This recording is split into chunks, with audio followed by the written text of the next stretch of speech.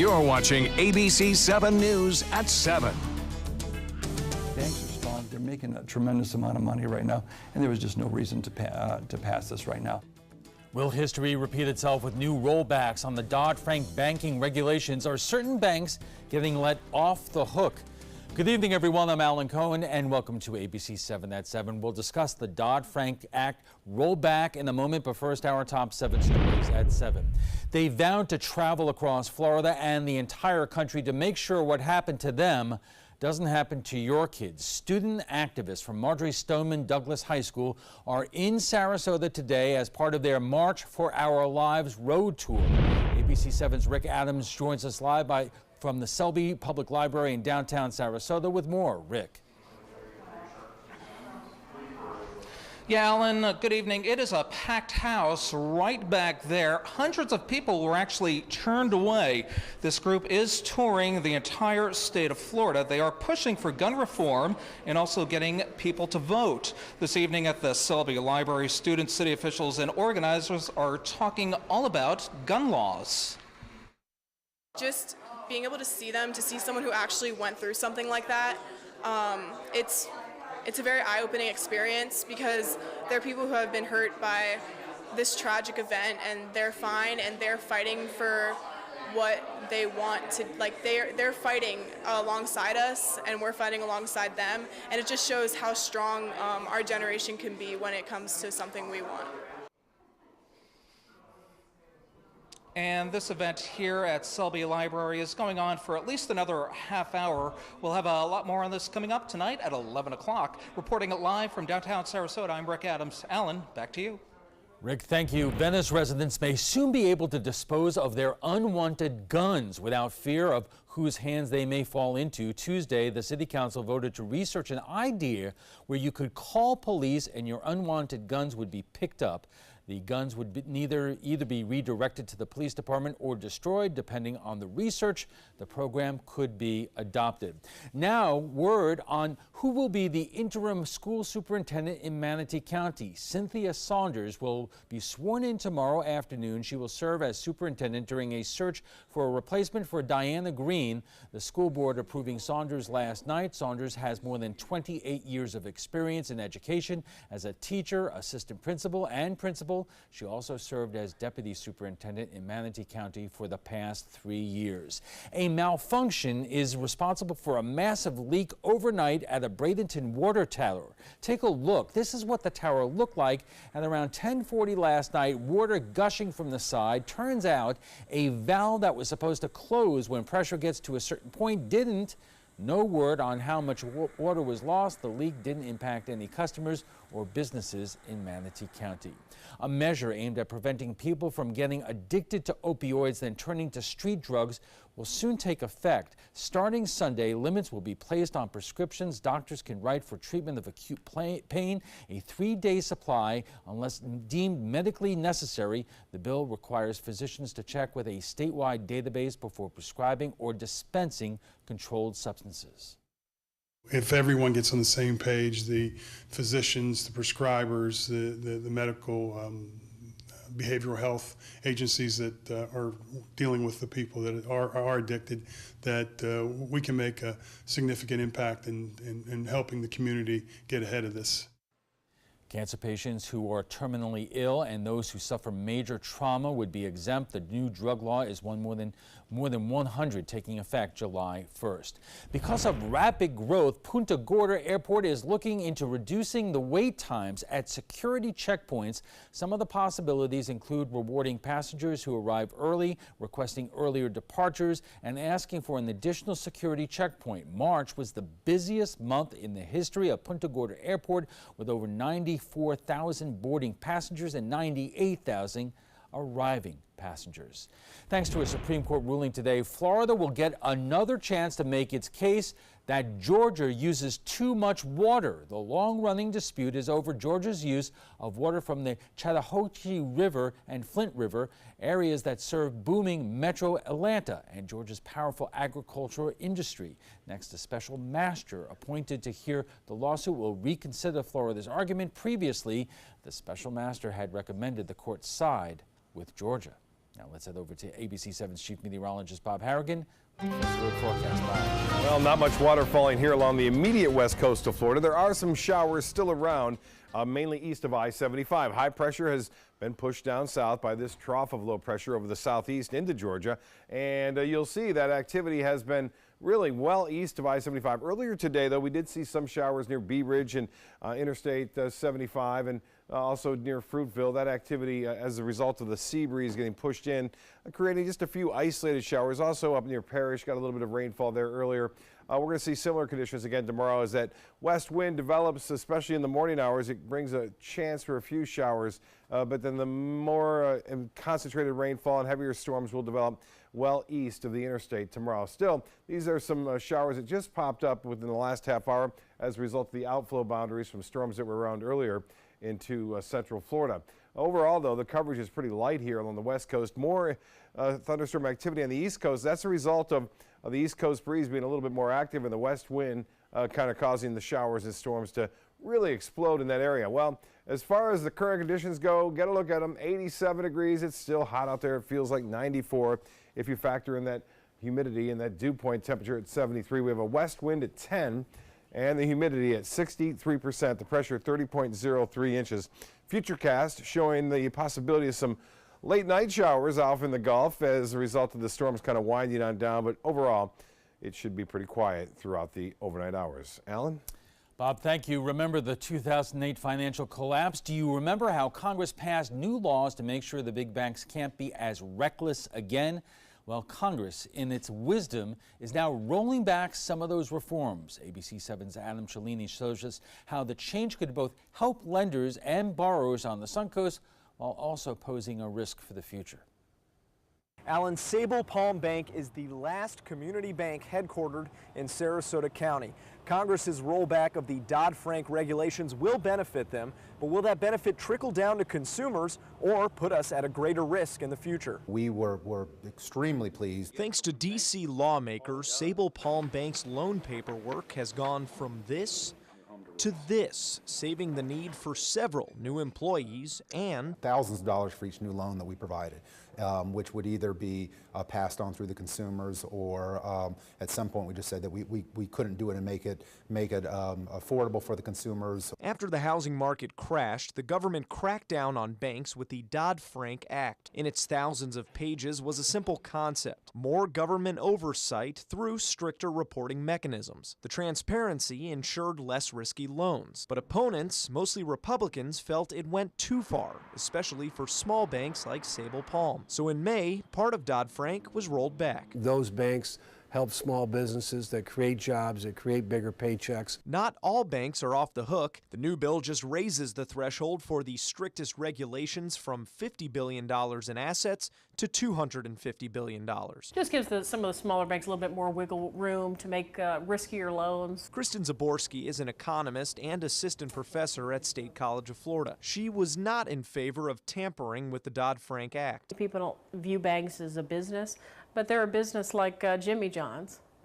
So, and they need to be held accountable. Few understand this better than Eric Peters, who spent 35 years working for banks, 28 with Bank of America. It was a very unchecked, unregulatory time at that time, 8-9 years ago. And if there's the temptation to make more money, he says banks will jump on it, even after the commercial banking industry just set a record in first quarter revenues. Banks are strong. They're making a tremendous amount of money right now, and there was just no reason to pass this right now. There is one reason, especially for those looking to buy a home on a modest income. As loan officer David McLaughlin is seeing, looser guidelines on banks means more people qualifying for mortgage loans. It really helps them stretch into that home, and that's what we're seeing in today's market locally. Boots on the ground, people getting into homes that they wouldn't have got into just a few years ago. Some argue that also leaves borrowers exposed to discrimination on their loans that fueled the last housing bubble. But not if the Home Mortgage Disclosure Act, or HMDA, is still in place, says McCurry. Financial institutions, large and small, already adhere to HMDA. As for putting us at risk of another crash, Zaborski doesn't think the rollbacks go that far. The Federal Reserve still has the same authority, the Consumer Financial Protection Bureau is still intact, and so are other key pillars of the original act. It's still very much alive and well, Dodd-Frank. Before Congress changed the Dodd-Frank regulations, Sable Palm says they were having a serious discussion about leaving the mortgage market entirely. Now they won't have to, and they say that's good news for anyone looking to buy a home on the Suncoast. In Sarasota, Adam Cellini, ABC7, your Suncoast News. Adam, thank you. When we return, we'll be joined by the Senior Vice President of Sable Palm Bank, a former bank executive and an economics instructor at Sarasota. This is USF Manatee Campus. We'll be right back.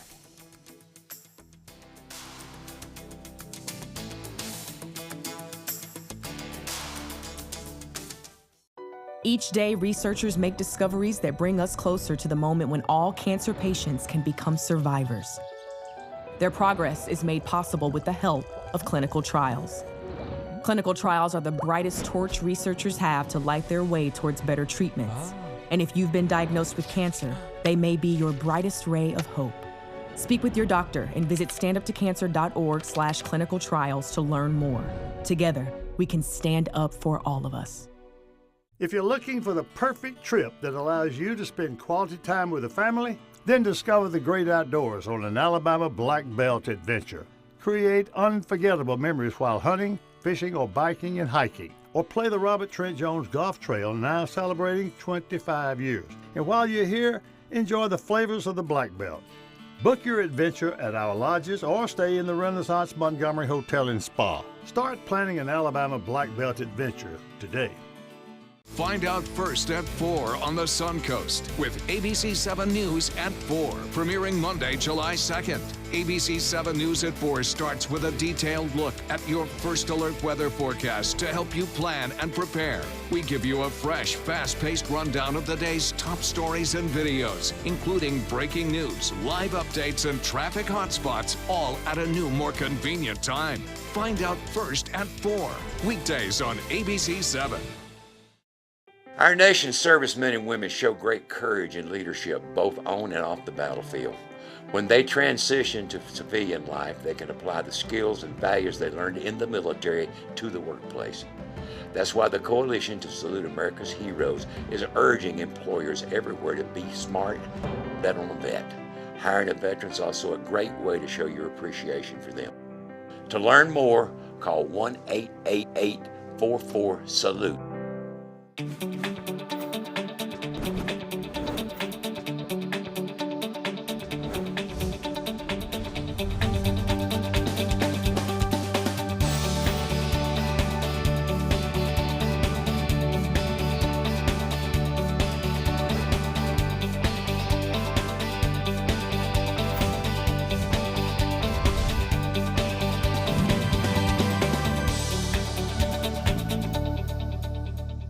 Zupan, part of the U.S. Paralympic rugby team. In my game, movement is everything. I get frustrated when my move is blocked, especially when that guy has no right to be there, even just for a minute.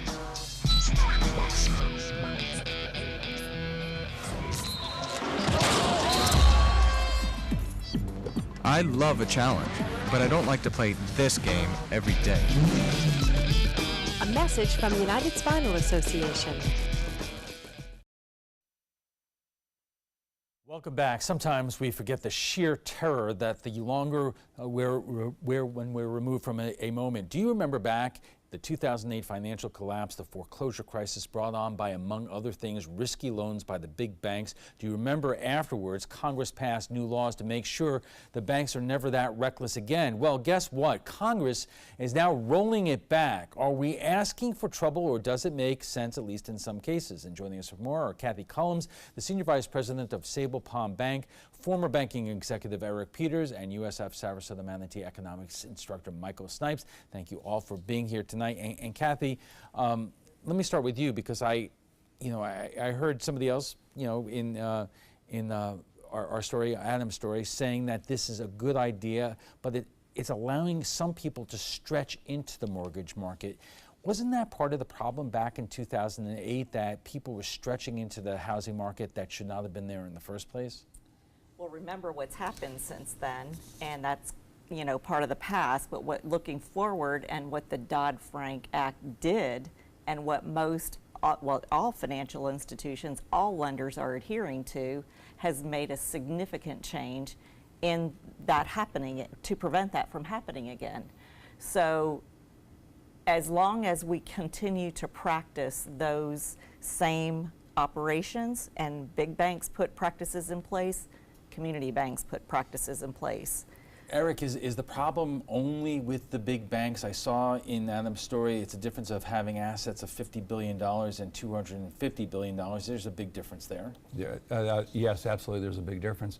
You have to look, I'm not for the rollback of this whatsoever, because you have to look at this act was put in place because of the financial collapse of what happened. And you have to look at the small banks, what happened to them, and the collapse of the fall of the small banks, of where we were back then. Back in 10 years ago, we had 308 banks, community banks in the state of Florida. Today we have 137. We had 550 failed banks, 70 in Florida between 2000 and 2012 because of what happened. And we're going to pick up on that more, but Michael, when you hear those numbers, what was the impact on our economy, short-term and long-term? Well, it had an effect pretty much similar to what we saw around the rest of the country. I mean, we saw a lot of smaller banks. If they didn't fold, they got bought out by bigger banks. The banking industry, financial sector in general, became more concentrated. And that's something that you saw really across this country. That's really something you saw here in Florida too.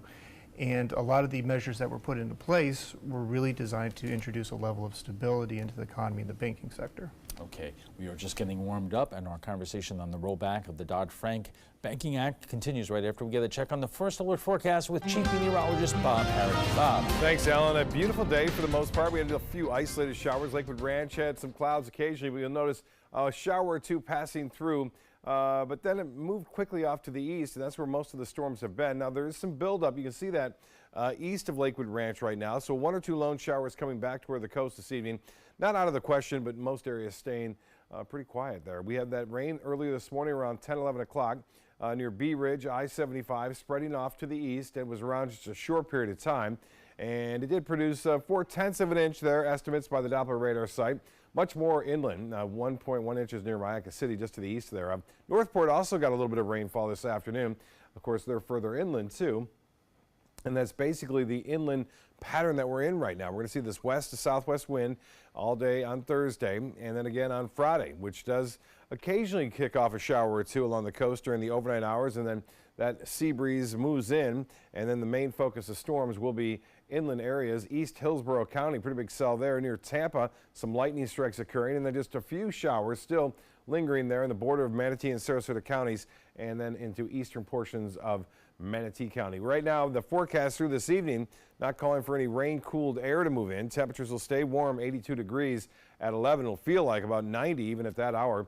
And with the 3 a.m. forecast, I mentioned 1 or 2 lone showers out there in the Gulf, and we could see a few lightning strikes there. As we move through time in the morning, you'll see a chance for a few showers like we saw today near the coast, and then you'll notice that the heavier activity will move toward the east coast and over South Florida. And it looks as though that pattern will stay with us on Friday, although a little bit better chance of seeing some showers and storms on Friday. We'll bump that up to 40%. It'll stay high too on Saturday and Sunday. Not a washout by any stretch. I know there's a lot of big activities taking place over the weekend with the boat races. It looks to be okay. There will be some storms around, but it won't be all day kind of an event. You can see from the tropical tracker, there's some action here over the southeast United States. That is a trough of low pressure. And the area we were concerned with yesterday is gone for the most part, sheared apart by that trough of low pressure. So no tropical problems to worry about at all over the upcoming 5 days in the Atlantic Basin. 87 our current temp. Feels like about 94 out there. That's come down just a little bit. And the rainfall, we're at a deficit now. We're 3 inches below average for June because of that pattern switch we've been seeing. And for the year, we're nearly 2 inches below average. We'll do that again. And it looks like we will see that total go up a little bit on Saturday and Sunday. Forecast tomorrow calling for that heat index to stay high right through all of the day, really. It'll feel like 98 by 12 noon and stay there pretty much through the 3 o'clock hour. Nationally, showers with this upper level low spinning over Ohio, Michigan, into Pennsylvania and New York this afternoon. Hot weather over the southern plain states too, and For us, that high pressure ridge keeping things pretty quiet over the eastern Gulf of Mexico. Temperature right now 73 in Boston, cooler in Toronto and Buffalo in the 60s there. 77 in Chicago though, but the heat goes on. In Denver it's 95, Wichita and Kansas 99 degrees. Same in Dallas and 109 in Phoenix. Las Vegas pretty much the same story. Seas will be 2 feet or less. Light conditions on the bays and inland waters and a west wind at 10 knots. The extended forecast then calling for that increasing rain chance as we approach the weekend, and then it stays with us all the way through July 4th, and when Mother Nature may be adding to that fireworks display. We'll be right back after this.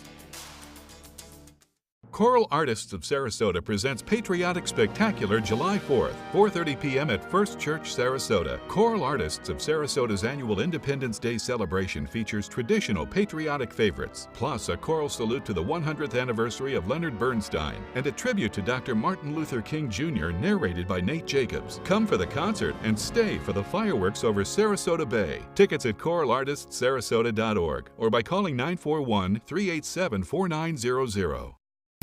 Soldiers in the Army National Guard serve to give back to their country and communities. Their part-time commitment qualifies them for an array of benefits, such as affordable health and life insurance benefits, education benefits, including tuition assistance, student loan repayment and GI Bill programs, a retirement plan based on part-time service, and VA home mortgages. Visit NationalGuard.com to learn more about all the benefits available in the Army National Guard. ABC7, your Suncoast News. We're here for you.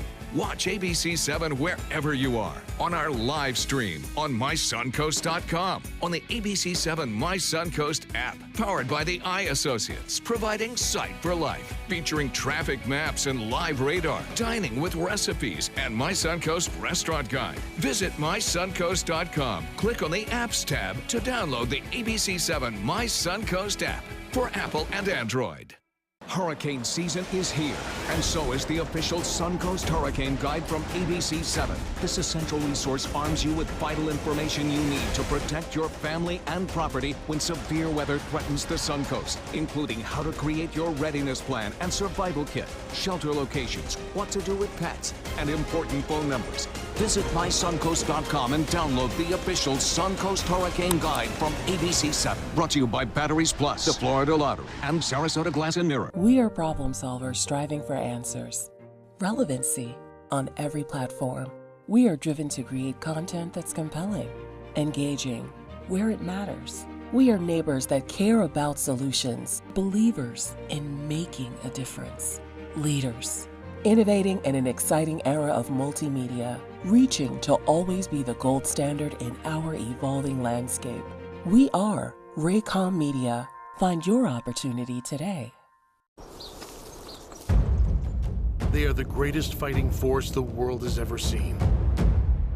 But what does it take to bridge the distance and keep them connected to family, home, and country? What does it take to strengthen our service members so they can be the greatest force for good in the world? It takes a force. Be a force behind the forces. Give today at force.uso.org. Welcome back. We are talking about the rollback of the Dodd-Frank Banking Act, and joining us for more are the Senior Vice President of Sable Palm Bank, Kathy Collins, former bank executive Eric Peters, and USF Sarasota Manatee Economics instructor Michael Snipes. Eric, let me start with you because Adam reported in this piece that this was led by Republican members of Congress, but there are stories that there were 17 Senate Democrats who voted for this, and a lot of Democrats in the House, including Jim Himes from Connecticut, who's known as a liberal Democrat. So why is it so controversial to roll back at least some of the Dodd-Frank when it applies to smaller community banks? You have to look at why this was even put in place.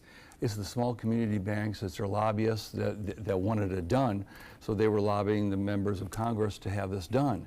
Was there a need for this? No, there was absolutely no need to have this done whatsoever. Banks are just making record profits today. So why this all came about, it wasn't John Q. Public going to their congressman and said, hey, let's roll back this act. There was nobody down my street saying, yes, let's do it. It was the lobbyists for the small community banks. that started this. Kathy, let me give you a chance to respond. Right, and remember Dodd-Frank was a very large piece of information and directives that were imposed upon us without question. I think the big difference today is what Dodd-Frank has done has put, again, practices in place. As a community bank, we listen to our customers, and our customers are the ones that feel the effects. This is simply relating to how business processes a product. We simply deliver funds and collect funds within the bank. By doing that, our customers, because we're a community bank, talk to us directly.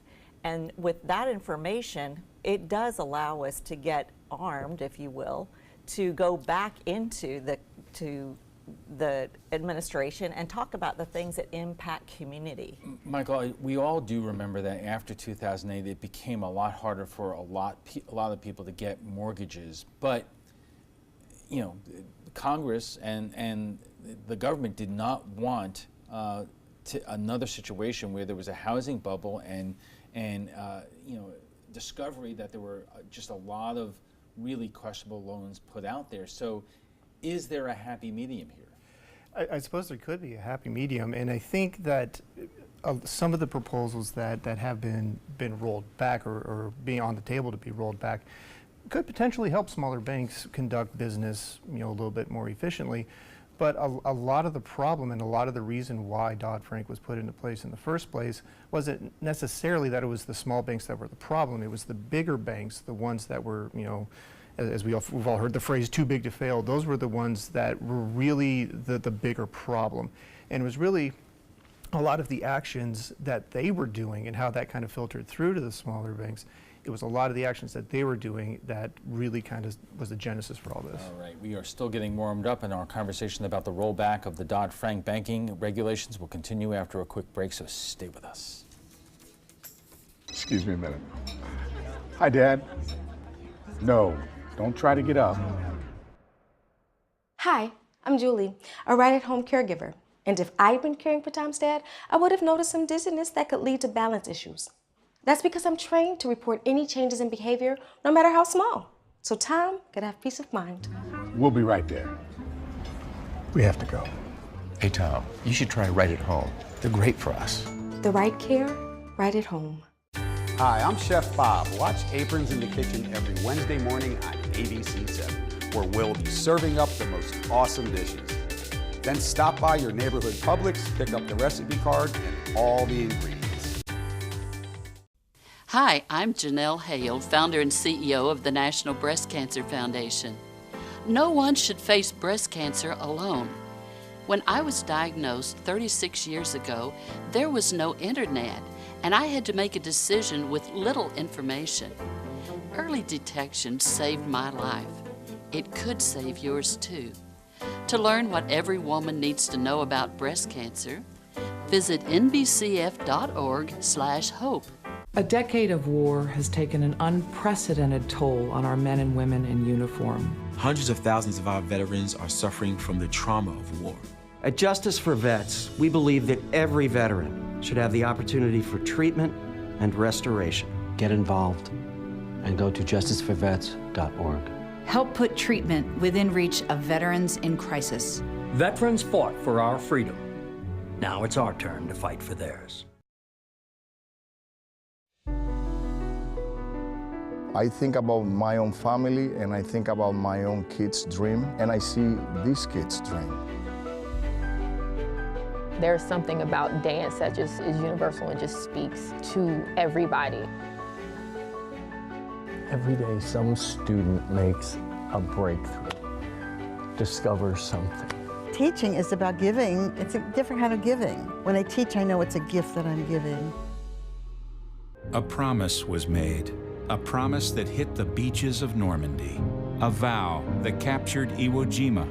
A contract that weathered Tet. A pledge that stormed the desert in Iraq. An IOU that braved IEDs in Kandahar. A promise was made to America's veterans. DAV fights to keep that promise, so all veterans and their families get the benefits and support they earned. For help, visit DAV.org. Hamilton was adopted from a rescue in 2008. He really likes to be around people. And as soon as I start to make my breakfast, Hamilton is right there. I get out my mat and I'm doing a downward dog and he's underneath. He's quite the pug about town. He gets invited to a lot of parties. He knows he's a pretty big deal. I mean, look at this little face. How could you not love him?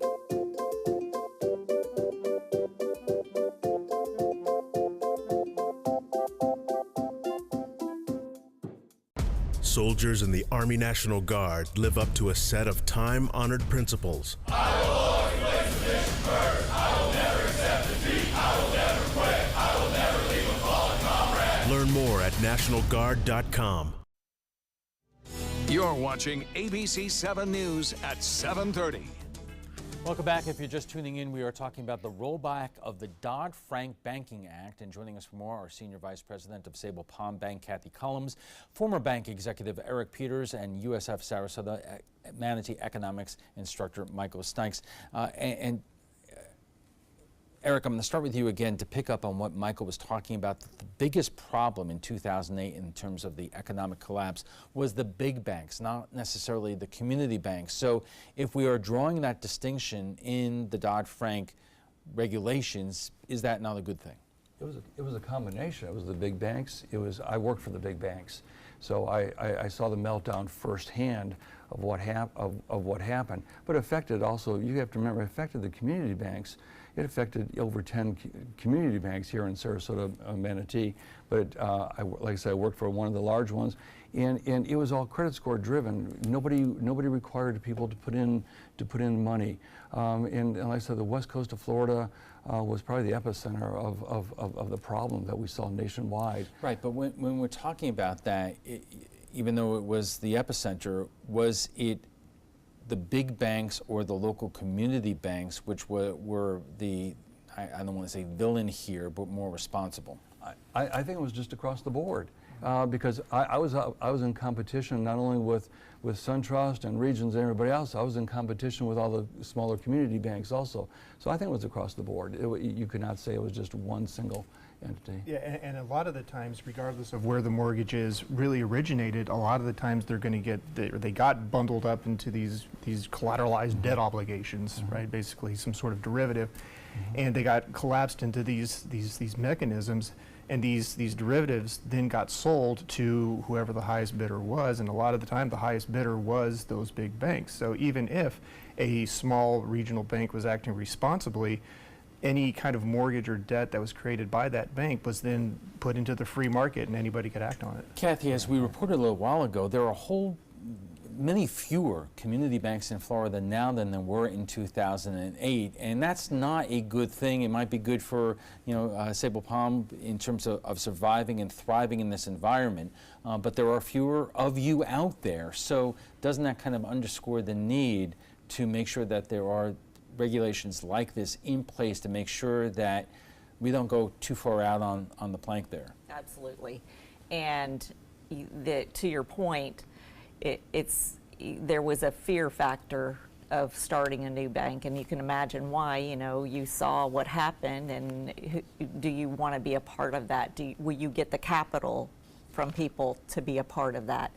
But I think what's different, there are some, again, new requirements in place. Your board must have bank background experience coming onto your boards now. Most of your new startups, and part of a healthy economy and a good balanced competitive playing field is to have another local community bank come to our area. Unfortunately, that is going to come to fruition. And that's what's good about community banking, bringing that competition in. We have our niche. We do a great job for our community. We do more than just serve our local community. We serve not-for-profits. We serve so many other areas that build on the strength of what community is about. So, Eric, other than saying that the banking industry, whether it's big banks or community banks, is doing pretty well right now, and that you're very concerned about the behavior of the big banks, are you very concerned about basically rolling back these regulations on smaller community banks? Of course, because the small and medium-sized banks, they're not going to be required to undergo the stress test. That's part of the rollback. And that's part of the problem also, because you look how many banks have failed. They're the ones, the bigger banks are well capitalized today. Nothing's really changed for them on the capitalization. But now in the small and medium size, you do not have those stress tests out there. And who failed before? Let's look at who failed. The big banks did not fail, even though there was the TARP money and all that, but it was the smaller community banks. They're the ones that failed. Michael, what does this mean to the average consumer who's watching this right now? Because there are a lot of people who are still living with the after effect of the 2008 collapse. There are a lot of people out there who are making a lot less money than they used to. Their credit scores may not have recovered, but because of circumstance, they do aspire to get back into the housing market. Yeah, I think short term it remains to be seen exactly what the effect of all of these rollbacks are going to be. But I think at a more macro level, the 20,000-foot view, really a lot of these rollbacks are going to be implemented at a federal level. So it's going to, some of the rollbacks that have been proposed are going to give Congress more control over who's appointed to regulatory boards. It's going to give more control over the budget that funds some of these agencies. It's going to give them more control over their funding. And if they so choose, they can choose to completely defund some of these programs and some of these agencies designed to protect consumers. We're already seeing that. The Consumer Bureau that we were talking about is their funding is being cut drastically. And I would imagine, Kathy, that a lot of people who are put on these boards and who are overseeing are going to be reflective of the administration in power, which is right now for real deregulation. And again, when you think back about all of those circumstances and again, talking about big banks, too big to fail, Dodd-Frank came in and put layer upon layer upon layer of requirements into the system, into the financial system.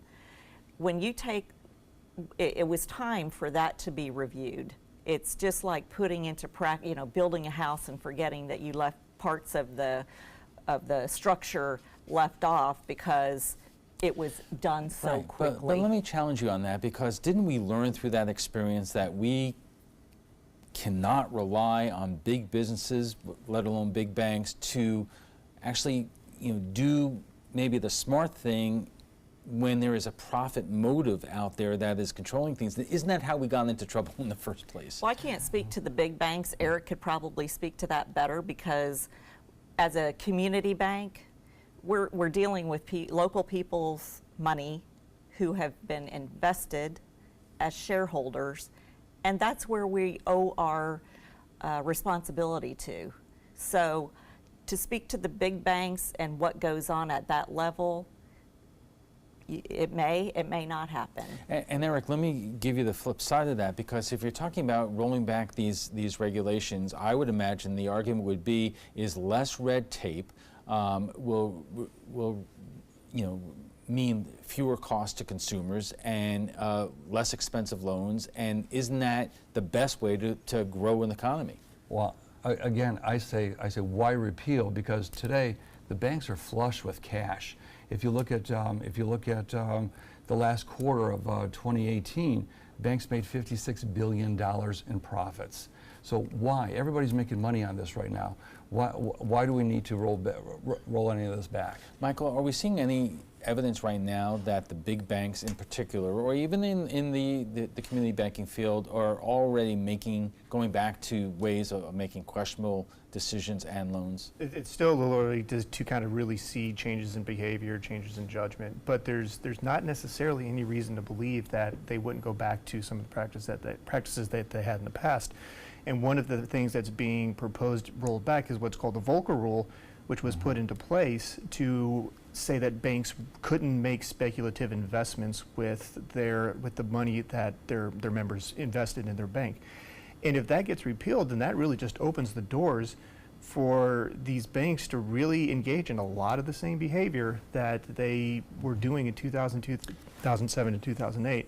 that gets repealed, that opens Pandora's box. We only have a couple of seconds left, Kathy, but what about to that point? Is there a difference between streamlining regulations and allowing banks to go back to some of these questionable practices? Well, I think that's an apples and oranges comparison, and a community bank like Sable Palm Bank cannot be compared to a bank like Bank of America. Okay, we're going to pick up on that in a moment. We have to take a quick break, and we'll be back with final thoughts in a moment. Florida Studio Theater presents Always Patsy Cline, extended due to popular demand. A tuneful tribute, the story of Patsy's rise to stardom is told by her biggest fan. Featuring such hit songs as Walkin' After Midnight, I Fall to Pieces, Crazy, and many more you know and love. Critics are calling Always Patsy Cline a genuine hit. Audiences are calling it outstanding. Always Patsy Cline is now playing. Tickets can be purchased at 941-366-9000 or floridastudiotheater.org. What to expect when you're expecting a teenager. Today we're talking about how to wake up your teen, and this works literally every time.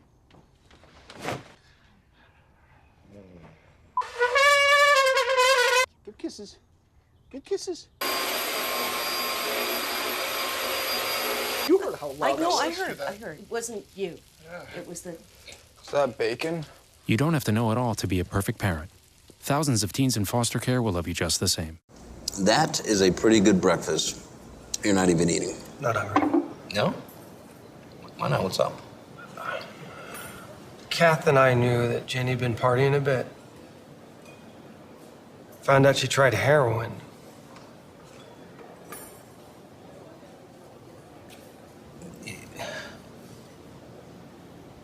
Most people don't know what to say about drugs, but we do.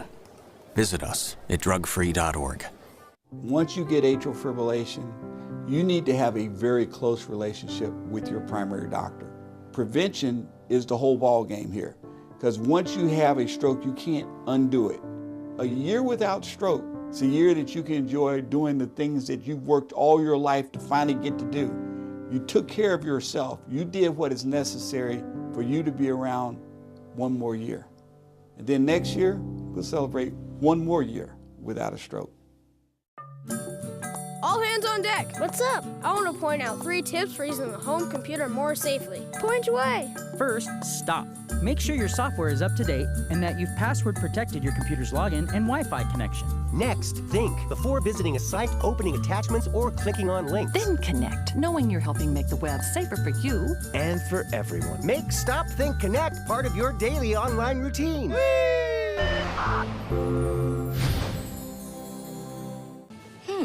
Maybe you can make retirement happen. After all, you made her college years happen. Opening that education savings account when she was little. Spearheading a campus tour. And another, and another, and another, and another. Bam! Deciphering financial aid. She was like, what?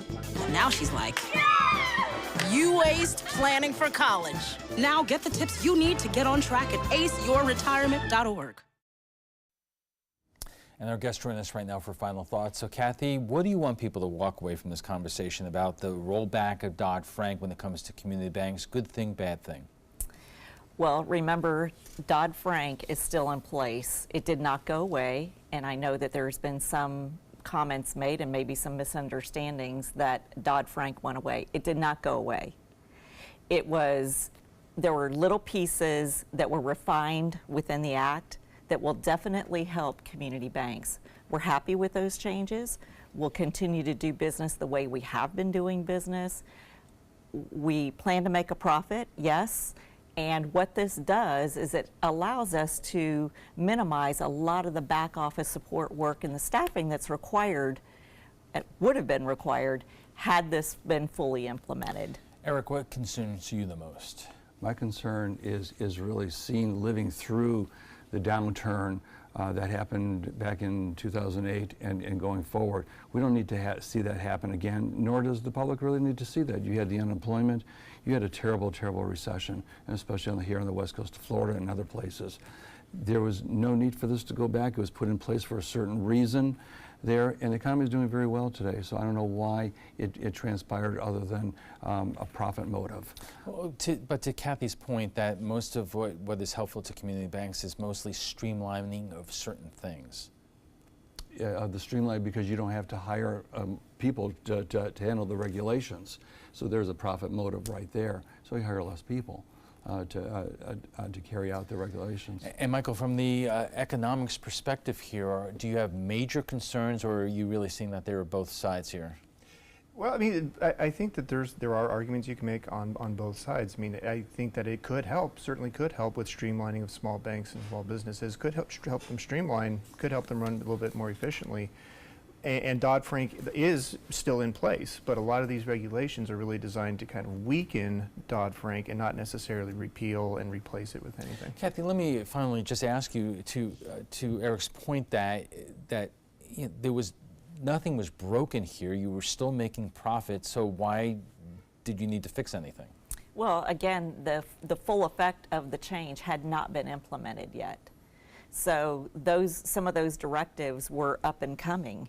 So that's why I say those parts that have been removed will allow us to focus on the customer, deliver a good product at a good price, a competitive price, be able to make loans in the marketplace at fair rates, and again, serve the community that we live in. All right, we'll have to leave it there. I want to thank you all. We want to thank our guests, Kathy Cullums, Eric Peters, and Michael Snipes. But before we go, we want to share with you what some viewers are saying about last night's roundtable discussion on the expansion of Lakewood Ranch, with concerns over how crowded Sarasota and the lack of affordable housing. They are building 5,100 new homes on 30,000 acres in Lakewood Ranch. Is it really needed, or is it just adding to the problem of too much traffic? Jerry says, too many houses, increase congestion, enough already. And Laurie says, there is an entire group of us that don't qualify for low-income housing, yet don't make enough to afford a decent place to live or ever own a home. Enough already. It is our town too. And Pat says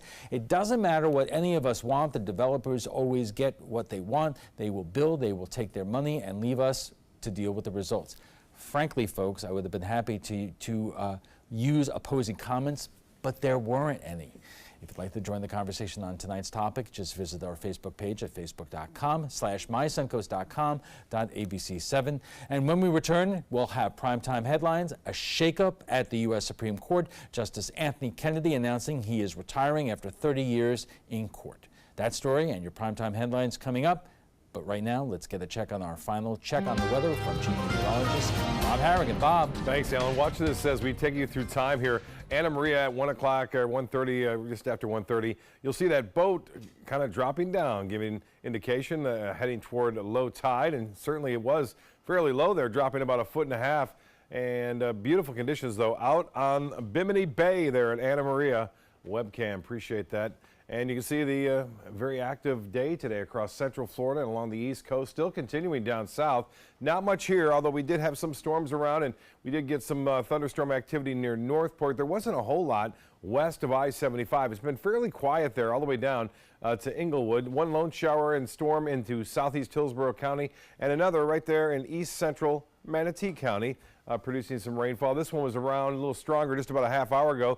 That has since weakened and faded away. Now the big picture showing what's going to be happening tonight. We'll have some storms along the east, and some of this will eventually work its way out into the Gulf of Mexico. So we could see 1 or 2 overnight showers in the Gulf like we saw a couple of nights ago. But for the most part, the morning starts out like this. Notice this little green, the showers depicted here by the Futurecast, indicating that there may be a few near the coast. And I kind of believe that scenario as a result of the west wind, but they'll quickly push off to the east, and most of the action, heavy weather, lightning and thunderstorms will take place east of I-75 and have a tendency to push off toward the east. Again, a different perspective, a different model showing you pretty much similar conditions with 1 or 2 showers out there in the Gulf, and then we'll see the main threat of heavy weather interior portions of our viewing area and along the southeast coast. This little trough of low pressure will keep that high pressure ridge down to our south too, it looks like, over the weekend, but will also lower pressures at the surface, and that means instability in the atmosphere will be a little bit intense, and so we'll see more storms, I think, on Saturday and Sunday scattered about, but again, the bulk of the precipitation will be inland, pushing off toward the east. Well, tropical tracker, not much to show you. It's been quiet so far in June. Nothing to really show you as far as any significant weather goes in the tropics. We were watching this area. It's been ripped apart by some upper level winds, which have been strong. And fairly active day for storms in Atlanta and near Georgia and also into Tennessee and Kentucky due to that trough of low pressure. Currently here, those storms around at the airport.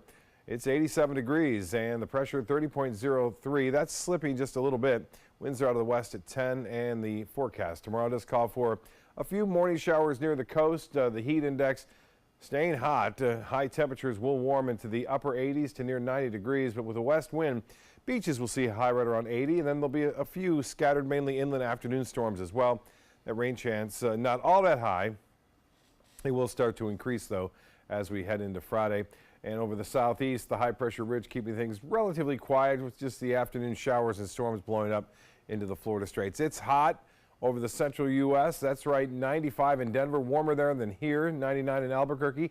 Kansas City at 90, the current temperature. And as far as the forecast goes for tomorrow, things staying very hot in Dallas, 101. In fact, warmer there again. Kansas City will get up to 100 degrees, 92 in St. Louis, and a bit warmer in Toronto at 85 degrees. They're going to warm up from today. Well, the boating forecast looks to be pretty good. Right through the weekend, we'll have a light chopper to even smooth conditions for bays and inland waters. And as far as the forecast goes for the next 7 days, well, rain chance at 20% tomorrow for a coastal shower, will be 40% inland, and then 40% chances for showers and storms through Saturday and Sunday, even into 4th of July. Alan will be back with primetime headlines right after this. If you're looking for the perfect trip that allows you to spend quality time with the family, then discover the great outdoors on an Alabama Black Belt adventure. Create unforgettable memories while hunting, canoeing, camping, and more. Or challenge yourself on Robert Trent Jones Golf Trail, now celebrating 25 years. And while you're here, enjoy a Deep South dining experience. Book your adventure in one of our members' lodges or stay at the Renaissance Montgomery Hotel and Spa. Start planning an Alabama Black Belt adventure today.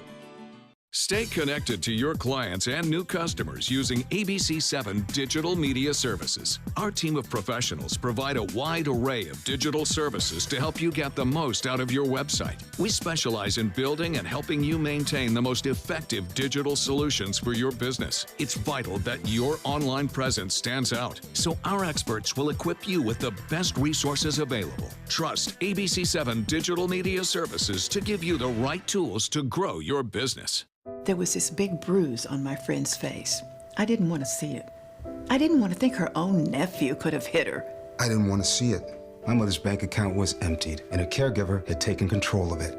I didn't want to see it. My father's refrigerator. There was hardly anything in it. That's unusual for him. It's tough to see that a senior citizen is being abused, physically, emotionally, sexually, or financially. Elder abuse is a crime. So see the signs. Stop the crimes. Here we go. We're gonna go out there in the rain. You're gonna get wet. All right, here we go.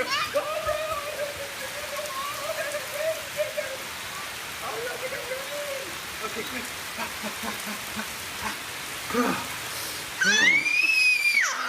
Oh yeah, yes. So much fun. Mwah. We're getting so wet.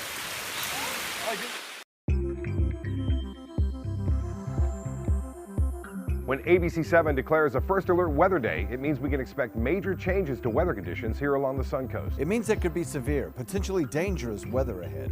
We tell you when a first alert weather day is coming because we want you to be prepared. A first alert weather day is an advance warning. We'll let you know about any changes in the weather when the first signs appear. ABC7 First Alert Weather. We're here for you. Me, pick me. Oh, come on, man.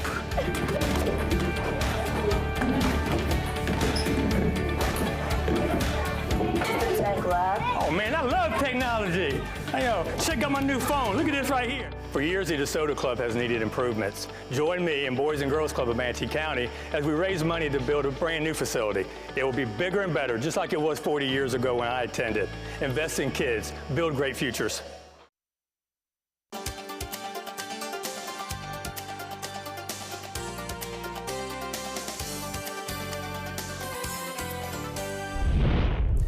Checking primetime headlines, the highest court in the land is about to go through a big shakeup. Supreme Court Justice Anthony Kennedy announcing he is retiring. Natasha Chen reports on how his departure could set the stage for a nomination battle. In a move that could transform the Supreme Court for decades, Justice Anthony Kennedy announced his retirement Wednesday afternoon.